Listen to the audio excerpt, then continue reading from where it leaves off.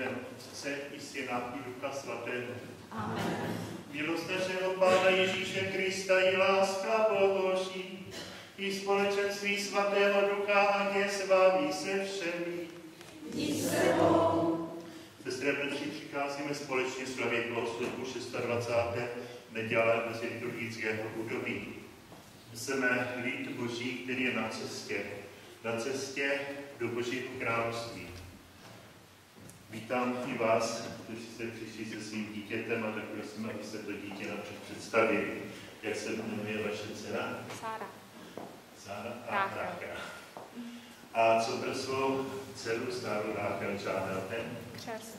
Když chcete, aby naše dcera byla puštěna, tím berete na sebe zodpovědnost, že ji vychováte ve víře v Pána Ježíše, že ji budete učit milovat Boha a blížní, jak nám to Pán Ježíš přikázal.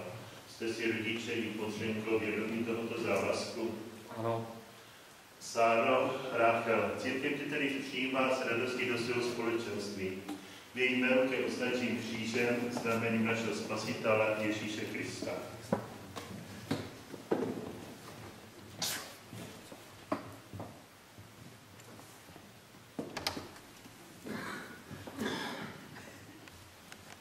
A podobně i vy, rodiče i potřenko, označte Sáru znamením Kristova kříže.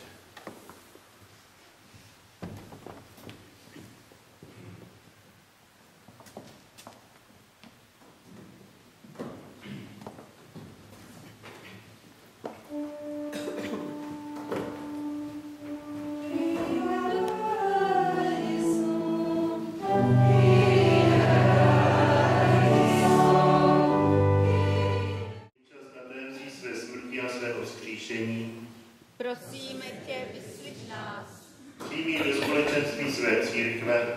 Prosíme tě, vyslyš nás. Upevní ve víře, ať vydává svědectví tvému evangeliu. Prosíme tě, vyslyš nás. Dovedí do věčné radosti ve svém království.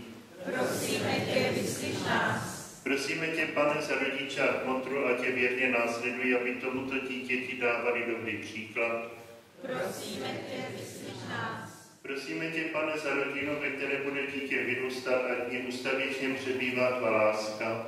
Prosíme tě, vyslyš nás. Prosíme tě, Pane, za sebe i za všechny křesťany, obnov nás, ať si plněji uvědomujeme svůj křest. Prosíme tě, vyslyš nás. Prosíme tě, Pane, za všechny lidi, ať mají účast na spáse, kterou si přinesl celému světu. Prosíme tě, vyslyš nás. Svatá Maria, Matko Boží, Oroduj za nás. svatý Josefe, Oroduj za nás. svatý Jane Křtiteli, Oroduj za nás. svatý Petře a Pavle, Orodujte za nás. všichni svatí a světíce Boží, Orodujte za nás. Všemohoucí věčný Bože, ty jsi poslal na svět vlastního syna, aby zničil moc ducha zla a vyvedl nás z temnoty do tvého podivuhodného světla. Skrze něho tě prosíme. Vysobuj také toto dítě z viny, která od počátku tíží lidské pokolení. Ať Sára Ráchel je chrámem tvé slávy a do svatěrní bydlí na věky věků. Amen.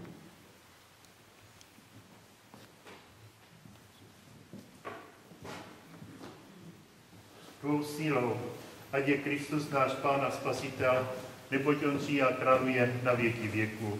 Amen. Posaďte se.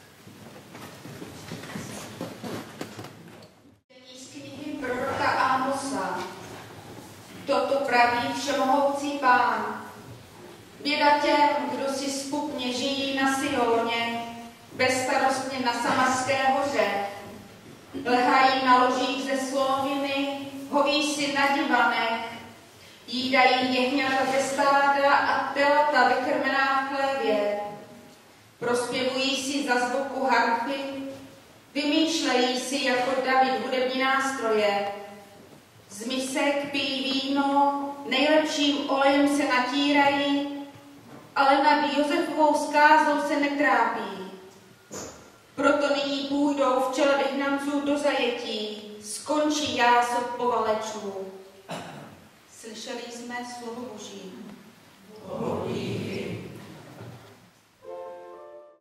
Všem dávám věřícím účast na svém božském životě.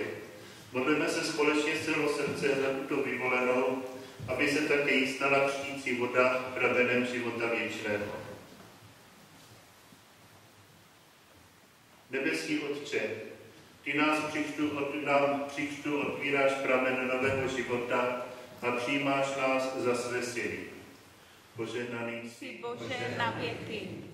Ty ve svém synu Ježíši Kristu sjednocuješ všechny, kdo jsou pokřtěni vodou a Duchem Svatým, aby byli tvým lidem.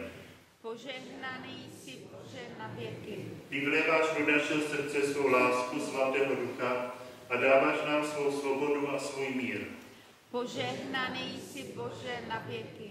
Ty posíláš křesťany, aby všem lidem radostně hlásali evangelium tvého Krista. Požehnaný jsi Bože na věky. Požehnej tedy tuto vodu, Bože, ať z ní a z Ducha Svatého se narodí také tvá zkušebnice, Sara Rachel. Ty církev za ní ručí svou vírou a ty křtem voláš k životu věčnému skrze Krista, našeho Pána. Amen. Milí rodiče i mocrenko, přinesli jste toto dítě ke křtu, aby se stalo dítětem Božím. Aby hřích neohrozil Boží život, který bude vašemu dítěti dán a který v ní má růst, musíte před ní vydávat svědectví Kristu slovem i životem. Když tedy podle své víry přijímáte tento úkol, rozpomeňte se na svůj křest. Překněte se hříchu a vyznejte víru v Krista Ježíše, neboť to je víra církve a malé děti je možné křtít jen tehdy, když se církev za ně zaručí svou víru. Povstaňte. Chcete žít ve svobodě dětí Božích a zříkáte se proto hříchu? Ano. Chcete, aby vás nikdy hřích neovládl a zříkáte se proto všeho, co k němu láká? Ano. Zříkáte se tedy ducha zla a všeho, co působí, čím se pyšní? Ano. Věříte v Boha Otce Všemohoucího, Stvořitele nebe i země? Věřím. Věříte v Ježíše Krista, Syna jediného Pána našeho, jenž se narodil z Marie Panny, byl ukřižován a pohřben, vstal z mrtvých a sedí po pravici Otcově? Věřím. Věříte v Ducha Svatého, svatou církev obecnou, společenství svatých, odpuštění hříchů, vzkříšení mrtvých a život věčný? Věřím. Tak věřím a tak věří celá církev. A tuto víru vyznáváme, on je naší slávou v Kristu Ježíši, našem Pánu. Amen. My všichni společně s vámi vyznáváme víru celé církve. Chcete tedy, aby vaše dcera byla v této víře pokřtěna?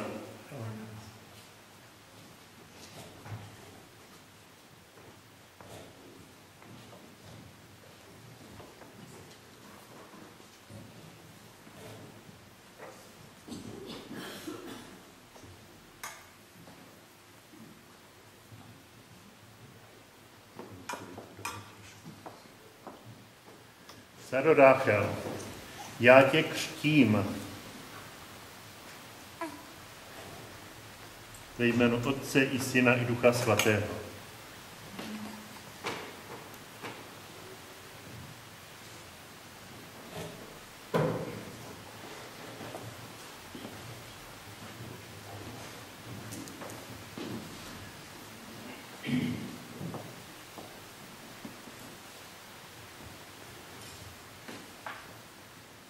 Všemohoucí Bůh tě vysvobodil z hříchu, dal ti život z vody a Ducha Svatého a přijal tě do společenství svého lidu. A jako pomazal svého Syna, našeho Pána Ježíše Krista, na kněze, proroka i krále, označil posvátným olejem i tebe, neboť patříš ke Kristu na věky.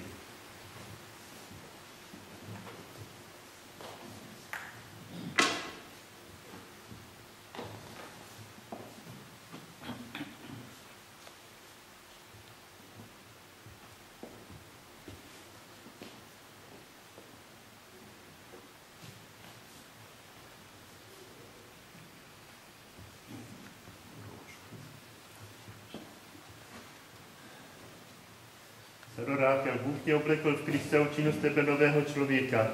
Bílé rouchatě znamením této důstojnosti a rodiče a přátelé tě pozbuzují svědectví slova i života, abys tuto důstojnost uchovávala neporušenou na věky.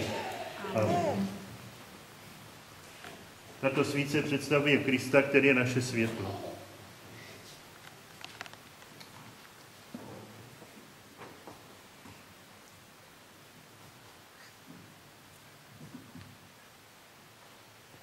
Rodiče a kmotřenko, církev od vás důvěru očekává, že budete světlo Kristovo v tomto dítěti opatrovat.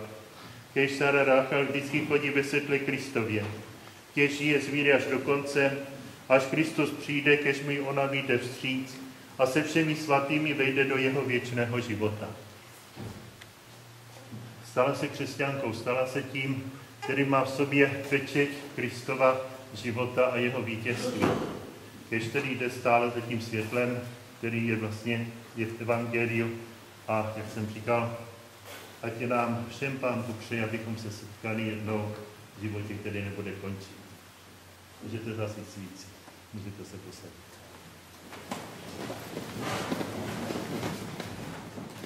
Tato matka nikdy nezapomíná na radost dnešního dne a děkuji za své dítě, ať spolu s ním vzdává Bohu díky celým svým životem v Kristu Ježíši našem Pánu. Amen. Amen. Požehnání Pánova Všemohoucího sestoupí na otce tohoto dítěte. Vždyť Bůh je otec všech, je dárce života na zemi i na nebi. Ať co oba rodiče se mu dítěti prvními svědky víry, slovem i životem v Kristu Ježíši našem Pánu. Amen. Požehnání Pána Všemohoucího sestoupí na všechny přítomné věřící. Vždyť Bůh nám všem dal z vody Ducha Svatého život věčný. Ať je toto shromáždění vždycky a všude živým lidem Božím, ať je naplněno Božím pokojem v Kristu Ježíši našem Pánu. Amen. Požehnej vás Všemohoucí Bůh, Otec i Syn i Duch Svatý. Amen. Jděte ve jménu Pána. Bohu díky.